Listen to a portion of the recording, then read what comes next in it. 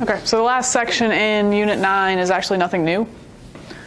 We have talked about conservation of energy before, and even though we didn't necessarily say it before, we were always considering the center of mass of the object when we were talking about perhaps its potential energy, height above the ground maybe, or its kinetic energy.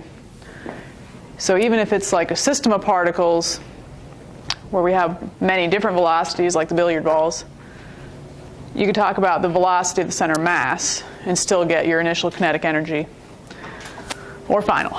So really nothing new. Kind of been assuming that already anyway. We've also already mentioned that we could have sort of an energy loss, which we usually talk about due to friction. Or we could have an energy gain, which we haven't really had many examples like that, but that's certainly possible too. So this is really just our basic work formula, force dot distance. And if it were friction, for instance, friction would appear to cause like a loss of energy. So we always added friction's energy back in over here. But if you have an energy gain, sort of extra energy added to your system, it could be due to an internal energy like somebody's muscular energy. I could simply stand here, call this the ground. I have no kinetic energy. I have no potential energy, but yet I can jump. And now if I'm above the ground, I have energy all of a sudden, magically. Well, that must have come from my muscles, my internal energy. So it appears that the energy in the system increased. I went from nothing to something because I gained potential energy. So in that case, we would subtract the internal energy there. So we still know we can do force dot distance. Just use your common sense. Figure out if you need to add it or subtract it to keep your energies balanced.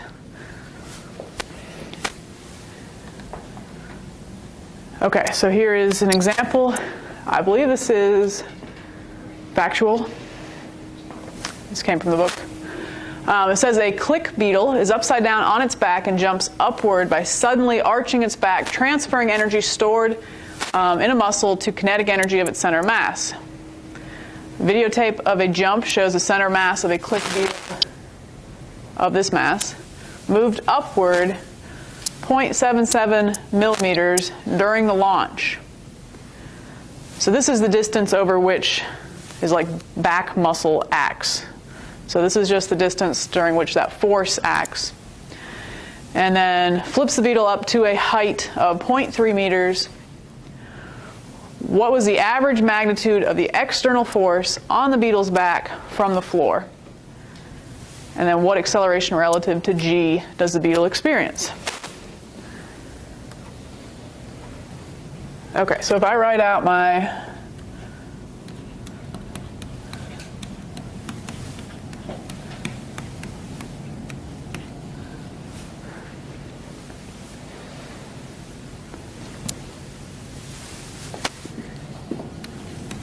all right, internal energy, E internal. But first big question is, what goes here, plus sign or a minus sign? Very good.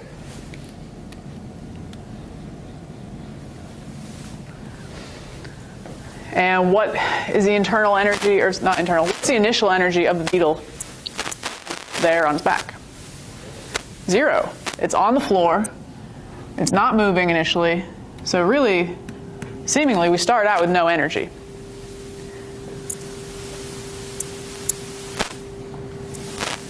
And now we have to pick a final moment to analyze, where it would make sense to analyze.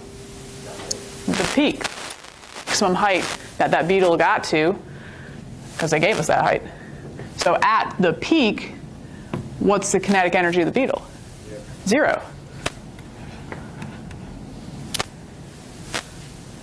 All right, so now I do need some variables here. And then I'm going to just basically do the force dot distance for that internal energy. Okay, what is the mass of the beetle? I don't have that handy.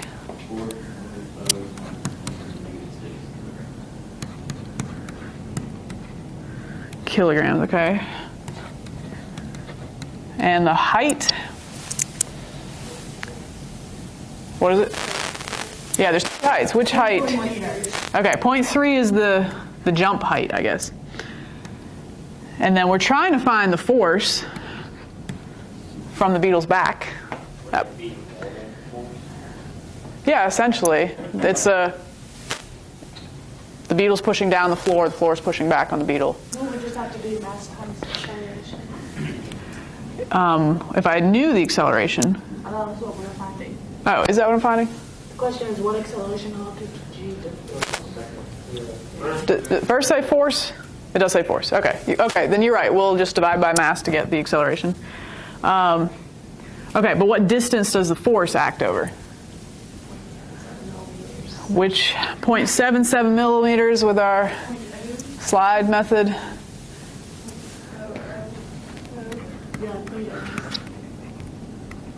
it's 0.7 milli.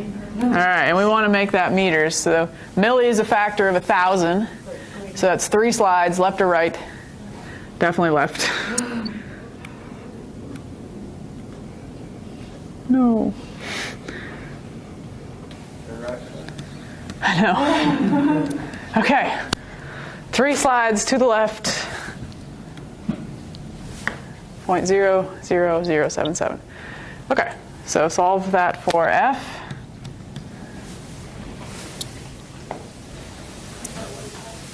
What is it? Okay. Not a seemingly large force, but how about the acceleration? I didn't write fast enough.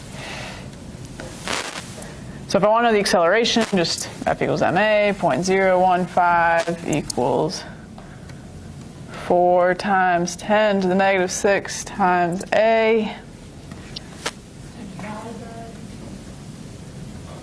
And a is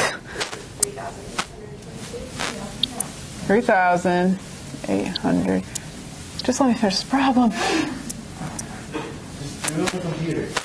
Yeah. You got 3,822 meters per second squared for the A.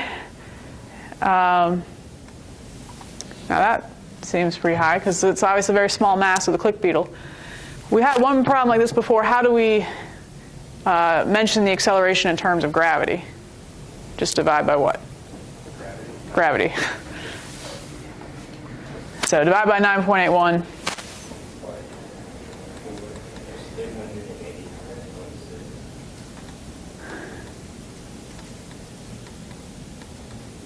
Where did they get the 0.015 from? Solving this for F. So then you just divide by gravity to get that in terms of gravity? Yeah, so and we'll stick a G on the end of it. So the acceleration of that click beetle is 389.6 times gravity, which would kill a person, but apparently the click beetle is okay. Let's see if we can find a quick click beetle video.